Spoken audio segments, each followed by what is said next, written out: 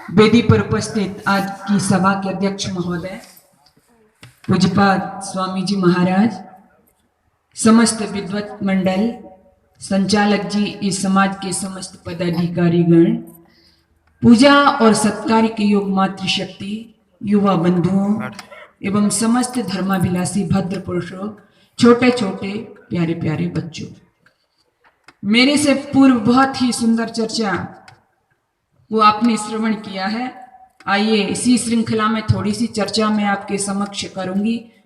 और चर्चा क्या, जैसा कि समय मुझे दिया गया था, एक भजन मैंने सुना दिया और खासकर मुझे भजन कहा गया, भजन ज्यादा सुनाने हैं आपको, माताओं बहनों सबको ही अच्छे लगते हैं। खैर ये विद्या ऐसी है कि प्रभावित ज्यादा करती है।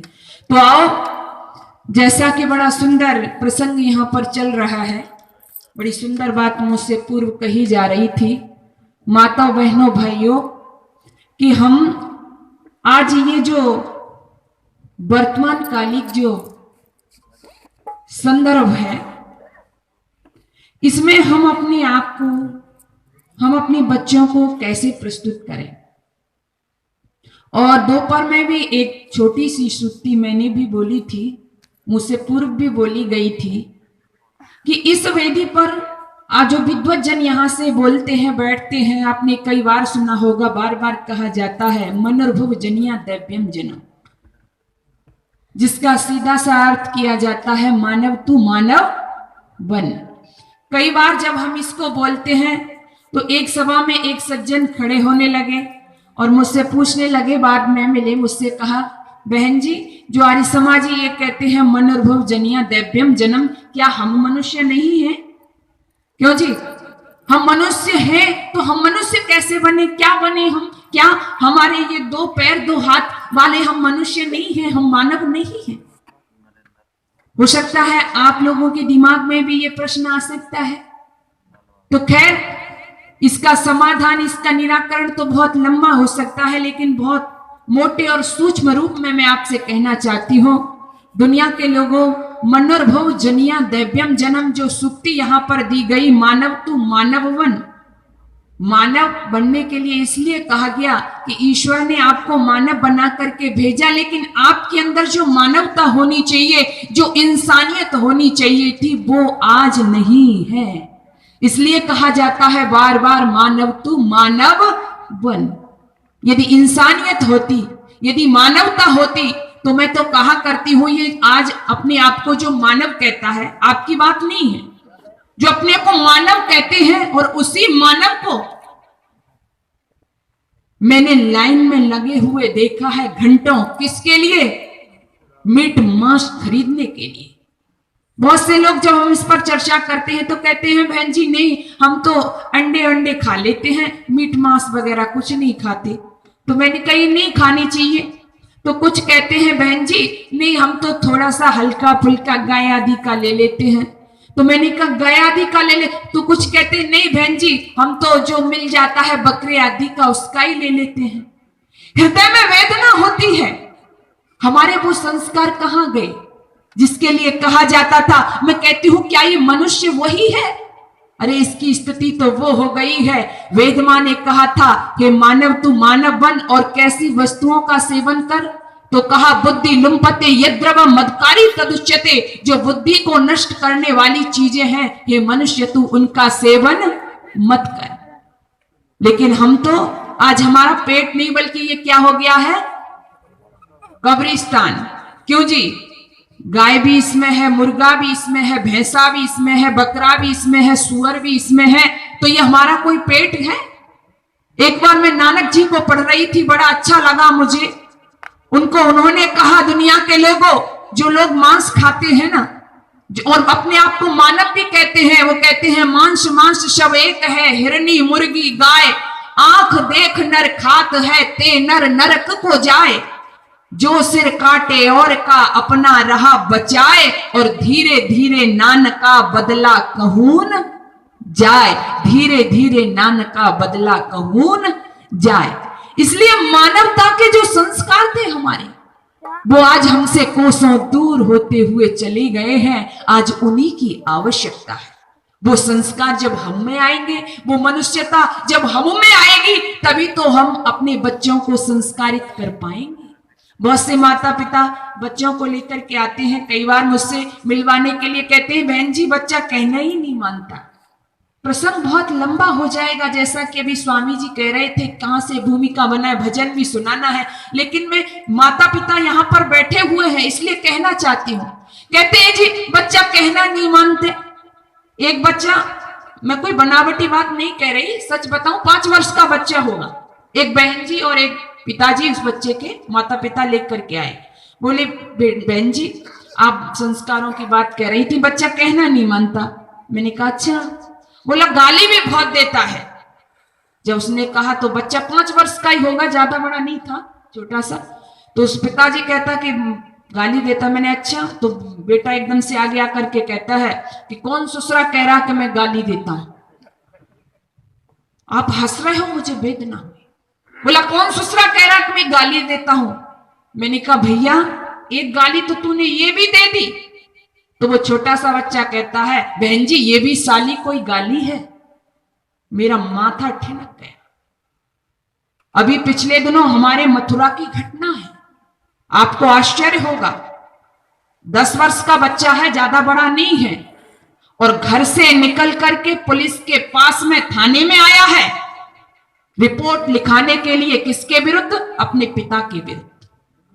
पिता के विरुद्ध क्यों आया है? क्योंकि पिता घुमाने नहीं ले जा रहा था, मेला दिखाने नहीं ले जा रहा था, इसलिए पिता के खिलाफ रिपोर्ट लिखाने के लिए 10 वर्ष का बच्चा थाने में जा रहा है।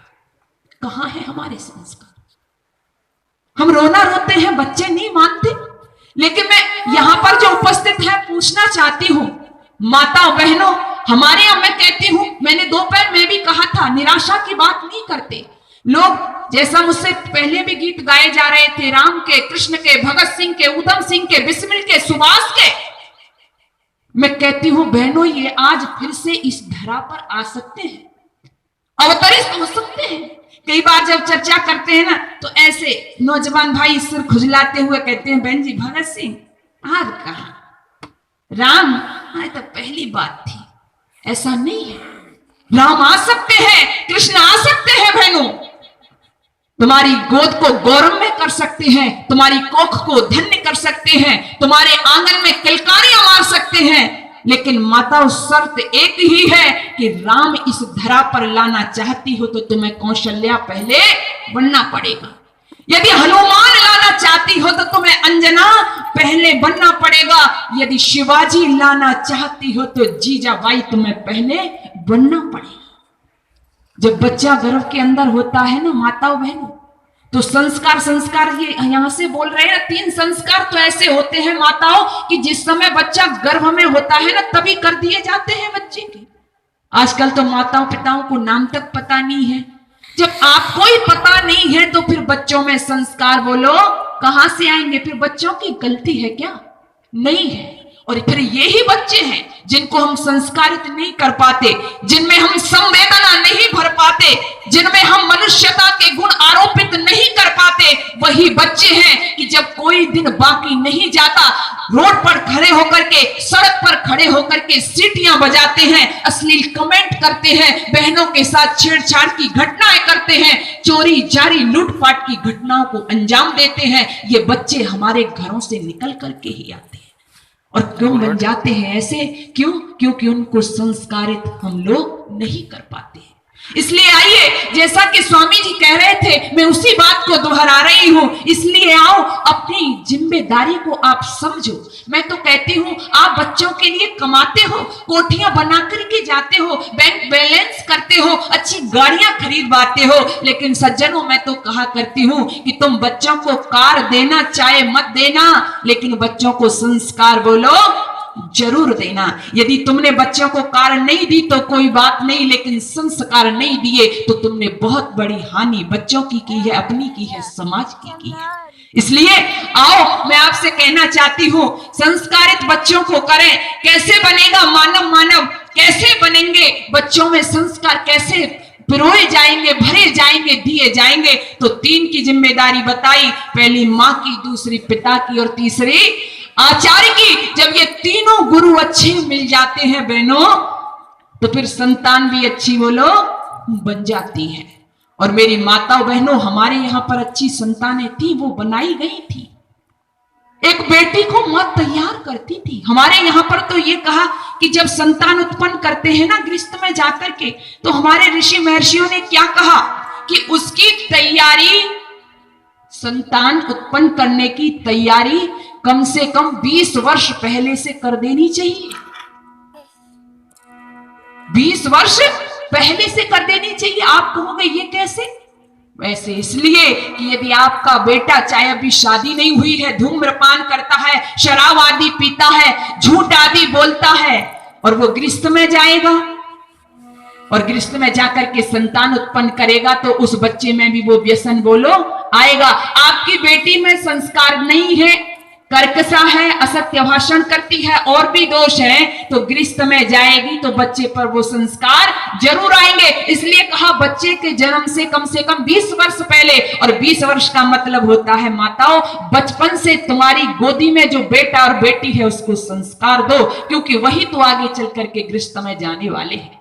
इसलिए आओ मैं आपको उधर ले चलती हूं मेरी माताओं। संस्कार की परंपरा कहां से शुरू होती थी, क्योंकि मुझे भजन भी सुनाना है आपको। कहां से संस्कार, एक मां अपनी बेटी को कैसे देती है संस्कार, और बेटी को जब अच्छे संस्कार मिल जाते हैं ना माताओं, तो कहते हैं ना बेटी एक घर की नहीं बल्कि 2-2 परिवारों का नाम रोशन करती है। और बेटी ज्यादातर बचपन से मां के पास में रहती है, हर समय मां का हाथ बटाती है, मां का कहना मानती है, मां से सीखती भी है, और मां जैसा सिखाती चली जाती है बेटी को, वैसी ही बेटी बोलो बन जाती है। और मैं तो कहा करती हूं, जिस बेटी को जैसी मां मिल जाती है वैसी बेटी बन जाती है, जिस बहू को जैसी सास मिल जाती है वैसी बहू बन जाती है, जिस बेटे को जैसा पिता मिल जाता है वैसा बेटा बन जाता है, और जिस शिष्य को जैसा गुरु मिल जाता है वैसा शिष्य बन जाता है। इसलिए एक मां यदि उत्तम शिक्षा देती है बचपन से बेटी को, तो बेटी अपने पिता के कुल में रह करके उसका नाम रोशन तो करती ही है, साथ ही जब शादी हो जाती है ना और दूसरे परिवार में जाती है, ओहो वहां जाकर के भी उस परिवार को स्वर्ग बना देती है। ये स्वर्ग शब्द और बीच में आ गया, चलो इसको कल समझाऊंगी, समय इजाजत नहीं देता। वो स्वर्ग बना देती है, और स्वर्ग बनता है ना वो घर, तो फिर वो नौबत नहीं आती कि तुम्हारे जो बूढ़े सासू ससुर हो जाते हैं ना, उनको घर में जगह नहीं, वृद्धाश्रम में भेज दो, फिर ऐसी नौबत नहीं आती है। फिर तो वो बेटी उनका पूजा करती है, सेवा करती है, सम्मान करती है। क्यों? क्योंकि पितृ देवो भव, पितृ जो होता है वो देवता होता है, मातृ देवो भव, माँ जो होती है वो देवता होती है, देवी होती है वो माँ। जब तक बेटी पितृकुल में रहती है उसका देवी देवता उसके माता पिता है, लेकिन जब शादी हो गई, ससुराल में आ गई, तो अब उसकी सास जो है वो देवी है बहन, और ससुर जो है वो आपका देवता है, वो माँ है, वो पिता है। ओहो, फिर उनकी सेवा शुश्रूषा करती है, फिर उस घर में आनंद होता है, स्वर्ग होता है। लेकिन होता कब है? वही जब माँ संस्कारित करती है अपनी बेटी को।